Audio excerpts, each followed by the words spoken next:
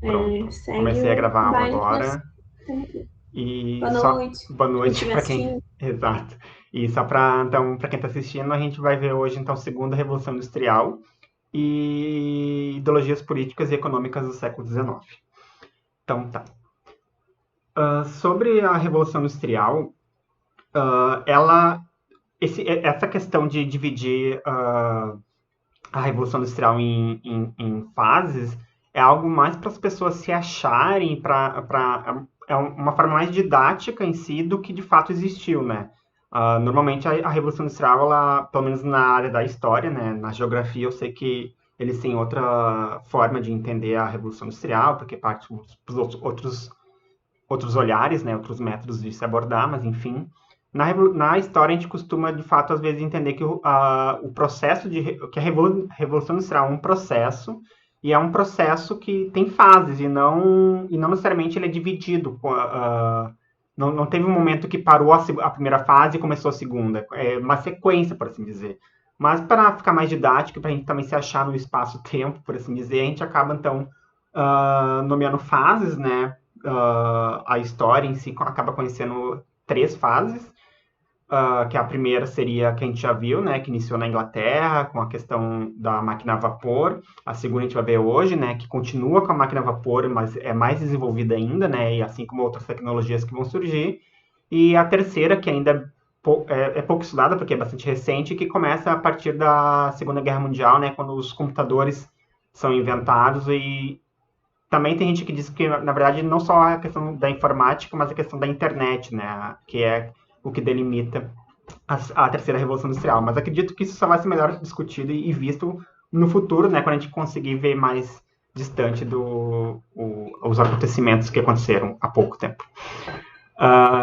Tá, então a industrialização seria então, né, um processo contínuo, né? Algo que não tem um início, mas não tem uma pausa, por assim dizer, está sempre em desenvolvimento, né? A segunda revolução, então, a fase que a gente chama de segunda revolução industrial, ela inicia, então, em meados do século XIX, né, por volta de 1850, 1840, e vai até ao final da Segunda Guerra Mundial, né, por volta de 1945 50. Diferente da primeira fase da Revolução Industrial, agora então ela vai acontecer em outros países, né? Na aula da primeira Revolução Industrial, a gente explicou que também tinha outros países na Europa, como a França, por exemplo, que também estava iniciando esse processo de industrialização, mas a Inglaterra foi a pioneira e foi a protagonista dessa primeira fase, de fato. Agora, já na segunda fase, né, a partir do meados do século XIX, a partir de mais ou menos 1850, então, a França consegue mais se avançar nesse quesito de industrialização ainda, e a Alemanha, Estados Unidos, a Alemanha recém nesse processo de unificação, né, a aula que vocês vão ter daqui a umas semanas. Estados Unidos, agora independente também, o Japão, que está sofrendo um processo de colonização e ocidentalização, né? Então, vão ser também países que vão ter bastante destaque nesse processo de industrialização, né? A energia utilizada, né? Se na primeira revolução industrial o carvão, né, e a queima do carvão para gerar a máquina a vapor, enfim, alimentar a máquina a vapor foi uma enorme descoberta, né, e foi algo que de fato mudou, né, o processo industrial, né, iniciou o processo industrial. Agora, na segunda revolução, então, tem, né, a descoberta do uso do petróleo como fonte energética, ao mesmo tempo que também tem a eletricidade, né, a invenção da eletricidade, e o carvão continua, né, sendo uma fonte de energia extremamente usada também nessa segunda fase. E até nos dias de hoje, né, o carvão ainda em algumas localidades ainda é bastante utilizado. Com a segunda revolução industrial, então a gente vai ver, com a segunda fase da revolução industrial, então a gente vai ver um aumento da produtividade dos produtos industrializados. Então a gente vai ver uma aceleração do maquinário, né? O maquinário vai então estar mais acelerado na sua produção. Se antes as máquinas eram mais devagar, agora elas estão mais evoluídas nesse sentido. A questão da iluminação, né, vai então aumentar as horas trabalhadas pelos trabalhadores e isso vai então resultar numa maior produção. E a iluminação vem principalmente com a questão da eletricidade, né? E o consumo do café, né, também vai ser um grande fator na questão da produtividade, porque o café ele vai a percepção de que o café é uma bebida, enfim, bastante antiga, mas nesse século XIX ela começa então a ser difundida e utilizada como uma bebida que com seus benefícios dar mais ânimo, dar mais energia, né? E isso então vai ser visto pela classe burguesa como algo proveitoso para aumentar a produtividade. Então o consumo de café vai começar então a ser inserido nas fábricas nesse processo de industrialização. Só um comentário rápido sobre o café. Se a gente parar para pensar, né, não é gratuito que nesse período está acontecendo o ciclo do café, como ele vai ganhar importância aqui na economia do Brasil, né? Então tem essa demanda muito em função da Revolução Industrial, né, e dessa mudança na produção, que vai demandar a produção de café agora, como o Bruno falou, não mais restrito para o consumo de alguns, mas para expandir, para que os trabalhadores consumam e trabalhem mais. E nesse sentido da iluminação, acho que depois vai falar sobre o relógio também. É interessante a gente pensar como muda, né? Porque aqui a gente está falando de aspectos bem amplos, assim, pensando em economia e tal, mas se a gente for pensar na rotina de vida das pessoas, as pessoas não tinham um relógio em casa, então elas se guiavam pelo tempo, pelo nascer do sol, pelas estações do ano. Era toda uma outra dinâmica. Tem a luz elétrica, então elas podem trabalhar à noite também, ou mais horas, então é uma mudança muito, muito, muito, muito grande. Exatamente, toda uma forma de pensar e de se viver, né, acaba sendo mudado com essas novas industrializações que vão surgir. Como a Manu estava falando, né, então a produção vai ser agora a produção então agora vai ser contada, né, vai ser cuidada através do relógio, né, então a máquina vai ser ritmada pelo tempo, né, então o uso do relógio acaba de fato sendo incluído no sistema Fabril, então não sei se vocês já perceberam, mas em filmes antigos, quando mostram indústria, sempre tem um relógio enorme no meio da fábrica, enfim, que era realmente para as pessoas estarem ali atentas, né, aos horários de trabalho, que não eram poucos, né. O aumento, então, da circulação de mercadorias, de pessoas e da comunicação vai ser também um outro fator que a segunda fase da Revolução Industrial vai trazer, né. E os meios de transporte vão ser os principais fatores para isso, né, porque a gente vai ter, então, o início do uso das ferrovias, né, dos trens.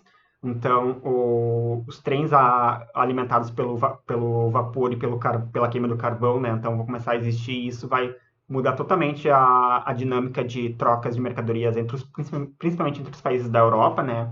Tem até algum texto que eu e a Manu deve ter lido na faculdade, que eu lembro que dizia que a Europa no século XIX ficou totalmente recortada pelos trilhos dos trens. Não era recortada, mas era como se fosse, olhando do espaço, seria vários trilhinhos assim, né? Tudo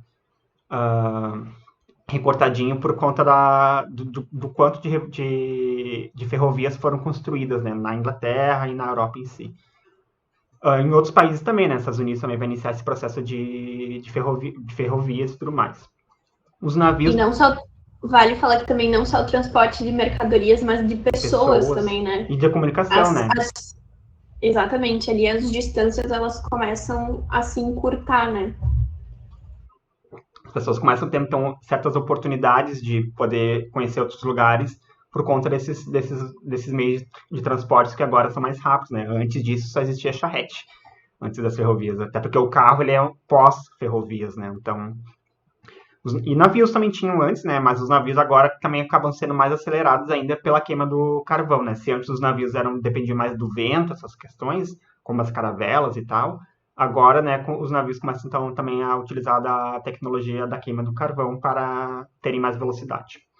A invenção do avião também acontece nesse meio tempo, né? Final do século XIX, mais ou menos, né? Também tem toda aquela briga, se foi Santos Dumont, se foi aqueles irmãos lá, não lembro se era Estados Unidos que eles eram, mas no final do século XIX também tem a invenção do avião, que também vai trazer, então, mudanças nesses aspectos de circulação de mercadorias a nível mundial, de pessoas e da comunicação, né? Da comunicação aqui mais a gente fala na comunicação escrita, né? De cartas, dessas coisas.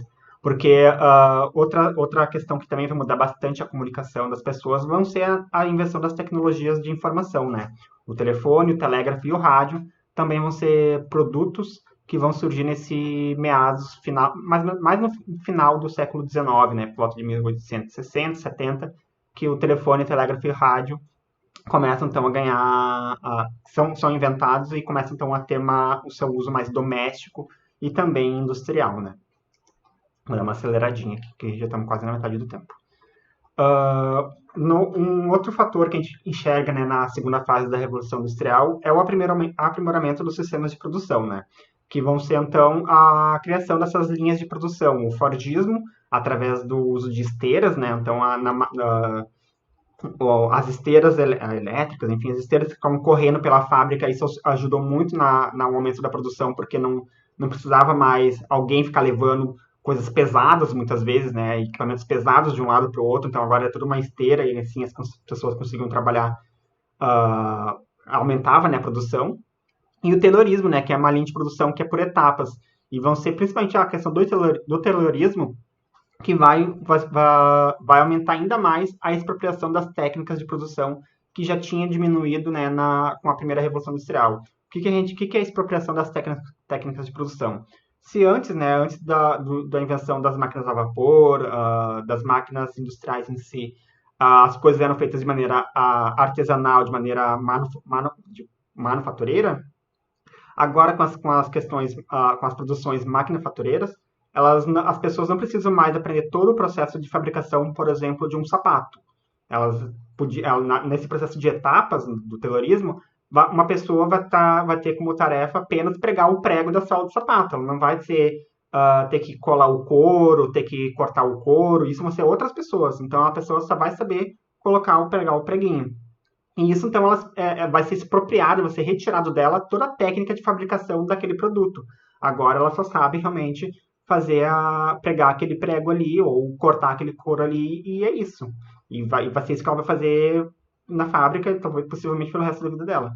Então, essa expropriação da técnica também vai diminuir certa independência, né, das pessoas para trabalharem e vão ficar cada vez mais reféns de trabalhar numa indústria, porque por conta da aceleração que a indústria trazia, né, esses benefícios de mais pronta entrega, essas questões. Porque por máximo que antes a pessoa que fazia um sapato, ela era uma pessoa só que sabia todo o processo de fazer um sapato, esse processo inteiro poderia demorar muito mais tempo, né? Demorava, de fato, muito mais tempo do que um sapato que é produzido de uma maneira industrial, né? Com as máquinas e tudo mais. Então, todas essas questões vão deixar que as pessoas saibam menos sobre a produção dos produtos e acabam sendo mais quase como uma máquina 2.0, né? Ela só fica ali martelando. Isso a gente consegue ver naquele filme do Charles Chaplin, que ele fica martelando o mesmo parafuso, uma parte, todo o filme lá. E isso que ele quer dizer, que se antes ele saberia fazer todo o processo do produto que ele estava fazendo lá, agora ele só sabe pregar o parafuso da máquina que vai fazer o produto para ele. Para ele não, né? Para o senhor o chefe da indústria. Fala, Manu. O burguês. O burguês. É o que o Marx depois, isso que o Bruno tá falando, é o que o Marx depois vai chamar de alienação, né? Porque o trabalhador, ele perde a noção da capacidade de trabalho dele, né? Porque ele não vê o produto final do que ele fez. De criatividade então, até, né? De criatividade, exatamente. E isso, né, é um desenvolvimento até biológico, cerebral, está incentivando o processo de criatividade, né? Se uma pessoa que vai lá 25 horas por dia, ficar martelando o mesmo prego na semana toda, o ano todo, a década toda, imagina a cabeça da pessoa. Ela vai... E, de fato, elas vão ficar doentes, né? A gente vai ver agora, com a segunda fase da Revolução Industrial, um aumento das explorações. Eu acho que está no próximo slide. Não é. Um aumento da exploração do proletariado, né? Não, está aqui mesmo. Principalmente da questão das mulheres e das crianças, né? Porque, assim como na primeira fase, eram a maioria nas fábricas, porque eram mãos de obras mais baratas e assim, elas eram mais exploradas, né? Elas não tinham... mesmo que os trabalhadores homens tinham não tinha a eles não era dado o fator de brigar, de confrontar o patrão, quiçá, né, para mulheres e crianças que estavam numa posição política e social muito mais inferior ainda do que hoje, por exemplo, né, há 200 anos atrás, quase 200 anos atrás. Fala, Manu. E cabe a gente pensar aqui que essa noção de infância, de criança que a gente tem hoje, ela é muito recente, né? Basta ver quanto recente é o Estatuto da Criança e do Adolescente no Brasil. Então, nessa época, a criança era vista como um pequeno adulto. Não tinha essa noção de desenvolvimento, de educação, que a criança tem que brincar, de preservar essa parte lúdica, né? E eles eram utilizados para vários trabalhos, assim, por serem pequenos, então, de entrar dentro das máquinas para fazer coisas. Tinha toda uma parte, assim, específica do trabalho das crianças e das mulheres, né, de mais manual, enfim. Mas é uma exploração que, para hoje parece absurda, mas era essa mentalidade da época, né? Exato. E vai mais ou menos naquela, também, naquelas pensamentos, né, de inferioridade do corpo feminino, de ter menos força. Então, por que também boa parte das mulheres e das crianças que trabalham nas fábricas? Porque os pais, os homens que faziam parte dessas famílias, né, o esposo dessa mulher e o pai dessa criança que estava na fábrica, ele não estava na fábrica, mas ele estava também trabalhando possivelmente com o uso da força, sei lá, numa usina de carvão, na exploração, na extração de carvão, de metais, essas coisas. Então, lá na fábrica, né, por ser um trabalho, às vezes, né, eu estou falando aqui, talvez com menos uso da força e mais uso de uma certa técnica, só de bater, por exemplo. Então, isso acabava, de fato, fazendo com que os empresários contratassem, né, mais mulheres e crianças. E aqui, né, coloquei aumento dos lucros pelos empresários porque é algo meio óbvio, né? Se tem mais produção, é óbvio que eles vão ter mais lucros, né? Também a gente vai ver nessa segunda fase da Revolução Industrial um avanço nas ciências, né? E isso também vai ter bastante respaldo, né, até os dias de hoje. Na química, então, a gente vê como os principais avanços desse final do século XIX o próprio uso do petróleo, né, que é uma questão química, e a radioatividade também começa a surgir, os estudos sobre a radioatividade começam então a surgir nesse momento, e também a percepção de que a radioatividade pode ser utilizada como energia, né. A biologia, então, vai ver a invenção, né, o surgimento das vacinas e evolução de certos remédios para controle de doenças, e isso vai, então, possibilitar ainda mais a expectativa de vida, né. Tanto que é um outro fator também da segunda fase da Revolução Industrial, um aumento da população, né? Estava antes estudando para aula, em 1850 a estimativa de população mundial era de 1 bilhão. Em 1950, né, pós-segunda guerra, a estimativa era de 2 bilhões. Então, possivelmente, em 100 anos, né, que é mais ou menos o que a gente conta de segunda fase da Revolução Industrial, a população mundial dobrou de tamanho. Isso tudo, né, então, é respaldo, são consequências desses avanços, principalmente da ciência, mas também de uma maneira geral de se viver, né, da sociedade. Na física, né, também então, tem o o uso, né, das ondas eletromagnéticas, né, a questão do rádio.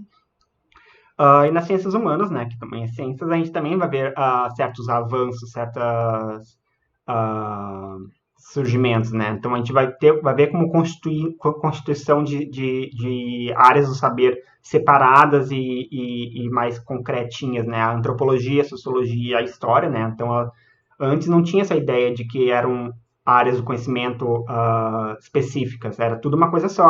Quando tu era um intelectual que tu sabia de sociologia, sabia de história, sabia de matemática, sabia de física, sabia de química. Tanto que a gente vê, né, quando a gente viu na aula de iluminismo, os iluministas sabiam tudo, né? O Newton sabia tanto de física quanto sabia também de questões religiosas, né? Ou de outras questões. Então, eles eram intelectuais que sabiam de todo o conhecimento humano, quase, para assim dizer. Fala, Manu. Quer falar?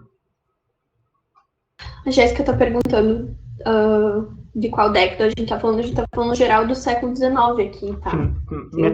Metade final do século XIX, a partir de 1850. A segunda Revolução Industrial ela vai de 1850 a 1950, então são 100 anos mais ou menos de segunda fase da Revolução. Mas não é um marco certo, assim, né? Como a gente já viu, nada na história é um marco certo, né? As pessoas não acordaram em 1950 e falaram, hoje iniciou a segunda Revolução Industrial. E em 1950, hoje terminou a segunda Revolução Industrial. Não é assim, né? As pessoas posteriores que deram nome a essas fases que conseguem dar essa estimativa de que o tempo que ocorreu esse acontecimento, né, esse fato da Revolução Industrial foi da segunda fase da Revolução Industrial foi entre 1850 e 1950. E a filosofia eu coloquei como uma área à parte, porque ela ainda é até hoje, né, como uma área não necessariamente de ciência, né, mas a filosofia, existe filosofia e existe ciência, né, e a ciência depende da filosofia. Enfim, questões que vocês já devem ter visto mais na aula de filosofia. Eu acho que é por isso, eu lembro de ter visto alguma pergunta da Iris. Isso mudou efetivamente na nossa geração, né? Tô falando sobre as gerações que trabalham a vida inteira com a mesma coisa, né? Mas isso é uma coisa muito recente, assim, que mudou. Inclusive, a nossa geração ficar, sei lá, 5 anos no mesmo trabalho é quase um pesadelo, né? Sim. A gente convive com essa estabilidade. Eu queria só acrescentar ali da biologia, né, o descobrimento do antibiótico, que é uma coisa muito, muito importante. Até fui pesquisar a data, 1928, que imagina, gente, quem aqui nunca tomou um antibiótico na vida, né? Às vezes a gente toma por precaução, as pessoas morriam de infecção, assim, umas coisas muito simples, né? Então isso é uma coisa que revoluciona, as pessoas passam a morrer menos por causas banais, digamos assim, né? Mas eu vou falar disso daqui a pouquinho. E também ao mesmo tempo que a gente vê esse lado positivo, não em tráfico não, mas de fato é positivo, né, aumento da expectativa de vida, o próprio surgimento de vacinas vai influenciar, né, a função do neocolonialismo, né, que também vocês vão ver logo em seguida. Porque é com o neocolonialismo que os europeus se voltam a olhar para a África com o sentido de explorar a África. E se antes, na primeira fase do colonialismo, os europeus iam para a África e ficavam mais na costa do continente africano, explorando e sequestrando, né, os escravizados, eles não chegavam a entrar tanto a fundo no continente, muito em razão porque não conheciam, né, os insetos, as doenças que poderiam existir ali nas florestas, né, tropicais, etc. Com o surgimento de vacinas, né, eles conseguiam então ir lá e, por exemplo, ficar livre da malária, por exemplo, né, que é uma doença que tem uma mortalidade bastante alta, ou tinha uma mortalidade bastante alta.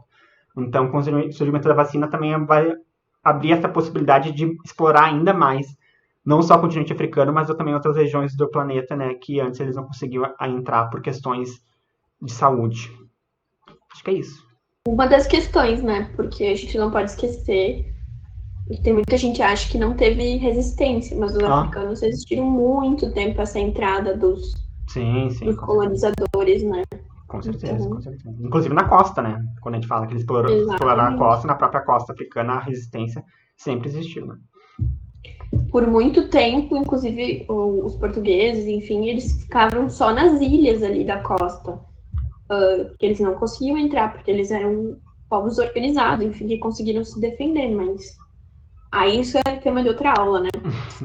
Mas, enfim, vamos falar sobre as ideologias políticas e econômicas do século XIX. Não é o nosso objetivo aqui se aprofundar muito, tá, gente? Porque isso aqui vocês veem em outras matérias. Mas só para dar uma pincelada, porque como eu comentei antes, é um século, é um momento em que a vida, a estrutura da sociedade, ela muda muito. Então, os intelectuais estão ali teorizando o que vai acontecer, como se organizar, enfim, são muitas ideias, são muitas coisas novas, né? Então, é um período que tem essa característica aí. E atentem para como tem coisas hoje em dia que as pessoas ainda reproduzem no século XIX, os discursos. Mas vamos lá. É um contexto marcado, né, então, por ser depois, né, das revoluções inglesas e da Revolução Industrial. Tem com força, né, a burguesia, que vai ser a detentora dos meios de produção, e aqui numa ideia muito marxista, né, de burguesia e meios de produção. Tem teorias bem interessantes que analisam, né, como esse processo das fábricas, enfim, pós-revoluções inglesas, ele meio que fortificou, assim, o que seria a propriedade privada, principalmente no campo. Então, deixa de existir espaços de produção comunais, né? E aí passa a comprar terras e muitas pessoas no campo não conseguem mais produzir seus alimentos, enfim, e se manter. Então, tem um êxodo rural, principalmente na Inglaterra, isso, muito expressivo. As pessoas vão para a cidade e começam a trabalhar nas fábricas, tá? E aí tem essas relações entre burguesia e proletariado, que a gente vai falar mais pra frente quando falar do marxismo, né? E aí, a partir disso, fazendo uso dos pensamentos iluministas, surgem novas ideologias que discutem o modelo de sociedade. E aí a gente vai adentrar nessas ideologias que estão listadas aí. Quer falar alguma coisa, Bruno? Tu fica à vontade, tá? Pode deixar. Bom, então, o liberalismo, que é muito importante a gente conhecer pelo menos um pouquinho. O principal nome, né, do liberalismo é o Adam Smith, e aí esse livro muito famoso, que é A Riqueza das Nações, em que ele discute a importância do trabalho para o progresso. E aí ele fundamenta ali o que seriam as bases do liberalismo, né? Que é principalmente a questão da mão invisível do mercado, que vocês devem ouvir muito isso, né? Até hoje. Estado mínimo, ele defende a liberdade completa das pessoas fazerem o que elas quiserem economicamente, que o Estado não se meta, né? Que as empresas não, né? Mas as indústrias, enfim, hoje as empresas, né? Mas que a sociedade, ela se regulamente pela questão da oferta e da demanda. Então, se tem demanda de algum produto, então vai ter que produzir e não interessa, doa quem doer, basicamente é isso. Entre outras coisas, né? Mas basicamente essa questão da oferta e demanda e do estado mínimo, que é um tema muito, muito, muito atual, né? Hoje a gente tem o neoliberalismo, né? Que seria o novo liberalismo, é uma nova roupagem dessa teoria, mas ela é muito baseada nisso do Adam Smith. Aí tem o Thomas Malthus, que é uma teoria interessante para a gente pensar, que é um cara que ele vai pensar sobre a população, porque como o Bruno estava falando, tem um crescimento populacional muito expressivo, porque com novas tecnologias, com a vacina, com antibiótico, com tudo isso que a gente falou, a população ela vai morrer menos e ela vai conseguir se reproduzir mais, né? As pessoas vão ter mais filhos, enfim. Então tem um aumento populacional muito grande. E ele estava preocupado com isso. Ele pensava, bom, quanto mais gente vai precisar de mais comida, vai chegar uma hora que não tem mais o que fazer, que as pessoas vão começar a morrer de fome. E aí ele apontava isso como a causa do crescimento populacional desenfreado. A fome e o crescimento é quase que uma balança, assim. Quando tem fome, a população deixa de crescer. Quando a população cresce, é porque não tem fome, entende? Então, ele defendia que o governo ele não devia controlar a natalidade e não ter políticas sociais, porque a população ela meio que se autorregulamenta. É uma ideia muito determinista da biologia, quase olhando para um grupo de animais e vendo como que eles funcionam no ambiente, sabe? Muito, muito complicado. Vocês devem já ter ouvido falar, né? Muitas dessas ideias, assim. Exatamente, é tipo matar de maneira indireta. Isso repercute muito, né? Principalmente em políticas de controle de natalidade, como é que é o nome? Agora me fugiu a palavra, mas as mulheres negras, principalmente, né, ainda hoje passam por processos de esterilização, né, muito vinculado a essas ideias do Malthus, assim, ainda. É muito complicado, mas enfim. Depois a gente tem o David Ricardo, que ele escreve esse livro também, Princípios da Economia Política, em que ele defende que o trabalho do operário ele deve ser remunerado com o mínimo para ele sobreviver, ou seja, tu paga o mínimo pro trabalhador para aumentar o lucro do burguês, né, do proprietário da fábrica. E quanto mais explorado o operário, então, mais lucro o empregador ganha. São as bases do capitalismo, né, gente? É isso. Esses caras estão escrevendo sobre como é a sociedade capitalista. Acho que é isso. E aí, analisando a desgraça que estava, né, social, a gente tem alguns intelectuais que vão pensar no que hoje a gente chama de socialismo utópico. E o que é utópico, né? Uma ideia idealizada, né? Algo que fica meio impossível, assim, de acontecer, digamos assim. Mas eles são os primeiros que vão fazer críticas ao modelo de produção capitalista, né? Primeiro tem o Saint-Simon, E ele defende que tenha que ter um acordo, assim, entre a sociedade, né? Que ela é dividida em classes, mas tem que ter uma certa harmonia, que tem os sábios, os artistas, que são os que governam, os proprietários e sem posses, que são os que trabalham. Então, para ele, estava tudo bem como estava, mas essa classe que governa, ela teria que fazer um acordo com a classe que trabalha para ter uma certa concessão para essa classe que trabalha não ser tão miserável. Mas ele ainda entende que tudo bem ter classes, que uns terem mais do que outros, enfim, desde que ninguém seja miserável. É um Mas pensamento. é muito. É um pensamento mais de ordem divina, assim, de que, tipo, tu nasceu naquela posição ali e tu não tem, Vai não, ficar. é pra ali que pra te ficar, não é pra te evoluir depois dali. Tu tem que desenvolver o teu papel ali. Tá dado, entendeu? E aí ele diz que não há ociosos, cada um tem a sua função e cada um desempenha o seu papel. Mas já é um cara que vai começar a pensar que, tipo, meio que não tá tudo bem do jeito que tá, tipo, tá um pouco demais. E aí tem esse o Fourier, sei lá como se pronuncia, que ele vai falar dos falansterios, né? Que é um experimento social que tem uma comunidade ali onde se produz o que consome, enfim, mas que ele vai ser falho, né? Mas é alguém que já vai pensar que também não está tudo bem e que os proletários teriam que ter um pouco mais, uma maior qualidade de vida, enfim. Então ele propõe esse experimento social que não funciona muito bem. E depois tem o Owen, que ele é um cara que defende muito a questão da escolarização. Ele defendia que os operários tinham que ter acesso à educação e uma redução na carga horária de trabalho. E aí ele, como isso não dá certo, porque ele reduz, esses caras, eles são intelectuais, eles são burgueses também, tá? A gente tem que ter isso em mente. Então, ele, exatamente, chegava a 12 horas de trabalho ou mais, uma loucura.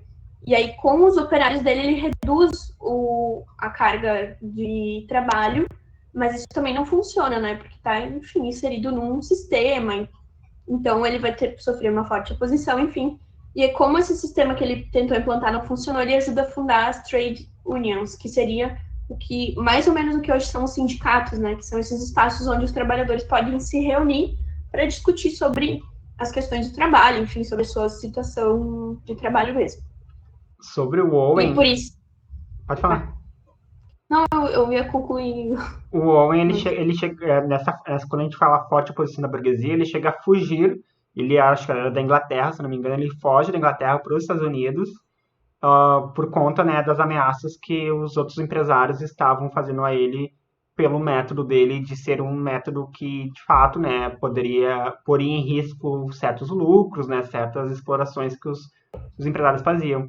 E é quando ele volta lá nos Estados Unidos, ele começa então a iniciar essas ideias de trade unions, e quando depois ele retorna para a Inglaterra, daí sim ele põe em prática de fato essas trade unions na Inglaterra em si, ou no outro país que ele era. Mas acho que era Inglaterra, sim. Sim. Por isso que eles são vistos como socialistas utópicos, porque apesar deles pensarem um pouco mais esse lado social, as ideias deles estavam muito descoladas da realidade e elas não pensavam na prática como é que se dava a exploração ou não propunham nada muito radical, né? Ou amplo, enfim. Mas é um começo de um pensamento um pouco mais igualitário, né? De uma preocupação com os trabalhadores. E é importante também a gente pensar, porque depois vocês vão ter, acho que, aula sobre a Revolução Russa, né? Porque é desse período aqui que a gente tá falando. Então, a Europa, nesse período, é isso. 12 horas de trabalho, criança, mulher, homem na fábrica, todo mundo. Muito explorado, fome, uma desgraça. E aí vem a Revolução Russa, que vai garantir uma série de direitos para os trabalhadores, né? E aí, essa população europeia, vendo o que está acontecendo na Rússia, ela vai falar, opa, como é que lá eles estão dando direito, assim, para o povo e a gente aqui sendo explorado? E aí vai ter que mudar esse sistema europeu, que depois vai vir o que eles chamam de bem-estar social, né? Porque vão começar a conceder direitos para os trabalhadores para não virar a Rússia, né? Um pouco não virar Cuba, que nem aqui no Brasil, mas aí vocês tirem suas próprias conclusões, mas é um pouco desse medo da Rússia, da União Soviética, no caso, né? Pode passar, Bruno. E aí a gente tem o socialismo científico, gente. podia falar milhares de horas sobre isso aqui, é gigantesco, né? Tem aqui 4 tópicos pequenininhos só para a gente dar uma pincelada no Marx. Mas o Marx é o cara que vai teorizar realmente sobre o trabalho, né? E a exploração do trabalho, baseado no materialismo histórico. Aqui é importante demarcar que ele está se opondo ao Hegel, né, na Alemanha, que tinha uma questão mais idealizada. O Marx vai olhar para a materialidade, né, do trabalho, da produção, enfim, por isso o materialismo histórico. E por que histórico? Né? Porque ele vai dizer que a história é movida pela luta de classes. E aí tem muitos historiadores marxistas por isso, porque eles vão pegar essas ideias do Marx e olhar para o passado, para o feudalismo, para a antiguidade, e vão tentar entender como que a luta de classes se dava naqueles períodos, né? Porque para os marxistas sempre a luta de classes até não ter mais. E aí vai ser o fim da história com o comunismo, mas isso é outra coisa. Então ele faz essa separação entre infraestrutura e superestrutura. A infraestrutura é a base, é a produção, são as relações de trabalho, e a superestrutura seria o que vem a partir disso, né? As relações sociais, enfim, o Estado e tudo isso. Instituições, exatamente. Religião. Mas a base da sociedade é isso. Como eu falei, a luta de classes existe por toda a história da humanidade, ela que move a história. E aí ele propõe que isso só acabaria com a Revolução Socialista, né, a ditadura do proletariado, quando os trabalhadores do mundo se unissem, estabelecessem uma ditadura até, né, não sei se vocês já pensaram, né, qual é a diferença de socialismo e comunismo, né, mas o socialismo ele é uma fase do comunismo. Por isso tem muita gente que chama Cuba comunista. Cuba nunca chegou a ter uma experiência comunista, tá, gente? Porque o comunismo é esse estágio onde não precisa mais do Estado, onde a sociedade ela se autorregula depois desse processo de ditadura do proletariado, em que se estatiza, né, todos os bens, enfim, uma espécie de fase de adaptação, exatamente. Se estatiza tudo. Tudo é dos trabalhadores, enfim, para depois não precisar de mais ninguém para regulamentar. E aí tem muitos conceitos, muitas coisas gigantescas, como eu falei. O Marx é até uma pena ter só um slide assim, mas não depois vocês vão ver mais coisas. Mas aí tem o que eu falei de... meu Deus, tem 2 minutos, mas estou terminando. Tem, enfim, exploração, a mais-valia, tem milhares de coisas que o Marx vai escrever bem interessantes para entender esse período, né? Mas vamos lá. Só queria falar também da questão de como as teorias do Marx, né, não só do Marx, mas do Engels também, de trazer, né, então, o trabalhador, não só o que ele está vendo ali, mas os trabalhadores do passado, a classe operária do passado, né, o quanto essa classe resistiu. Porque se a gente parar para pensar, de certa forma, antes do Marx, ninguém olhava para o passado e se perguntava, tá, mas existia resistência por parte dos servos lá nos feudos da Europa? Ninguém se importava com isso, ninguém se importava com os escravizados do Egito, os escravizados de Roma, não existia... Não se importava com nada, se existisse, não, sabe? Não estavam nem aí. Porque a própria mentalidade era muito com aquela semelhante do Saint-Simon, de que as coisas eram predestinadas por uma divindade ou por coisas do tipo assim. Então não existia a integração de classes, a superação de classes. Não existia tu nascer pobre e se tornar rico, porque isso nessa época era praticamente improvável uma pessoa que nasceu extremamente pobre se tornar extremamente rica, ou algo nesse sentido, né? Então era muito da questão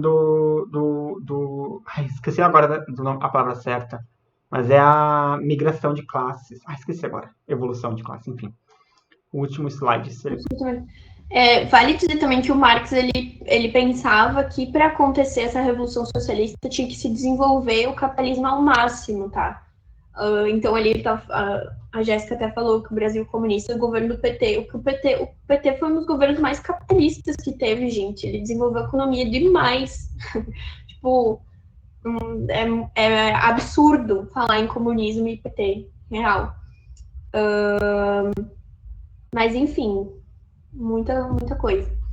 E aí tem o anarquismo, né, que ele começa a ser pensado por esse cara, eu vou chamar ele de Pierre, tá, que é mais fácil, que é baseado no socialismo utópico, e ele defende a liberdade e as pequenas propriedades. O anarquismo, gente, na verdade, é uma teoria que pensa assim, que não tem nem que fazer revolução socialista, ditadura proletária, não, é tipo, acaba com o Estado agora, né? E ele vai se desenvolver mais depois com o Bakunin, que ele vai falar da dissolução do Estado, e ele vai pensar num processo um pouco mais violento, assim, do uso de força, da ação direta, enfim. Mas essa ideia de acabar com o Estado de uma vez e deixar rolar. Provavelmente tem mais coisas, mas eu não sou uma grande conhecedora do anarquismo para falar muito para vocês, mas é basicamente isso, tá? E, por fim, a gente tem isso, doutrina social da igreja. Na real, gente, é bem simples. A igreja pagou de isentona, assim, ela vou simplificar ao máximo, que quase uma heresia, mas enfim. Tipo assim, pois é, precisa de justiça social, as pessoas estão sofrendo, tudo bem. Mas ela não ia se indispor com a burguesia, porque ela estava ganhando muita grana com aquilo também. E aí ela vai se opor ao comunismo, porque o Marx defende o ateísmo, né? Então, comunismo, tanto que tem muitos estudos que apontam, né, o papel da igreja nessa ideia de anticomunismo é muito forte. Então, essa doutrina social da igreja, ela reconhecia, né, a justiça social, enfim, mas ela pagava de isentona, né? Isso depois, né, vão ter outras coisas diferentes. Tem a teologia da libertação, que é um movimento bem interessante que acontece nos anos 70, né, 1970, já muito depois, mas hoje em dia é bem dividido, mais conservador, enfim, tem o Papa aí também, mas nesse momento a igreja tá meio isentona. E é tipo isentona de um filho que praticamente ela pariu, né? Porque não dá para negar que como é que é? A acumulação de capital antes do capitalismo, esqueci agora o nome da palavra. Mas isso começa já na Idade Média, né? Os primórdios do capitalismo, a acumulação de capital já começa lá na Idade Média, com a própria Igreja Católica permitindo, né, a nobreza, por exemplo, a exploração, né, dos seus servos, essas coisas do tipo assim, e acumulando capital, né, dinheiro, e no futuro esse dinheiro acaba, então, se revertendo, né, a industrialização e ao processo de industrialização, mas o dinheiro continua ficando sempre nas mãos de quem já tinha no passado, de quem acumulou através da exploração. E uma questão interessante também da doutrina social da igreja e o quanto a gente vê alguns representantes da igreja católica, enfim, se dizendo contra o comunismo ou mesmo se dizendo, às vezes, até contra se eximindo, né, de julgar uma exploração de trabalhador, etc. A gente vê agora um padre lá em São Paulo, o padre... Como é que esqueci o nome dele? O Lancelotti. O quanto, né, ele está sendo... Júlio, acho que é Júlio Lancelotti. O quanto ele está sendo extremamente atacado, né, por várias pessoas que são, né, das classes dos liberais, por ele estar fazendo um trabalho social, um trabalho de resgate, fazendo a justiça social com as próprias mãos, né, que é mais ou menos o que ele faz. E, né, tem gente que critica que ele é padre, sendo que ele é padre, sei lá, 50, 60 anos. Tem gente que acha que não, enfim. Então, dentro da própria igreja existe essa disputa. Tem muita contradição. Tem movimentos bem... Esse que eu falei da teologia da libertação, ele tem muitos elementos do comunismo, socialismo, enfim, dentro de uma lógica religiosa, né? Mas é isso, a gente passou 4 minutos aqui, não vamos roubar vamos tempo. Vamos lá para a aula de português agora, Obrigada, gente. Se tiverem qualquer dúvida, falem com a gente. No sexto a gente se encontra, então, que daí a gente vai dar continuidade não a esse conteúdo, mas ao Brasil. Brasil pós-Dom Pedro. Beijo, gente. Tchau. Prazer conhecer vocês.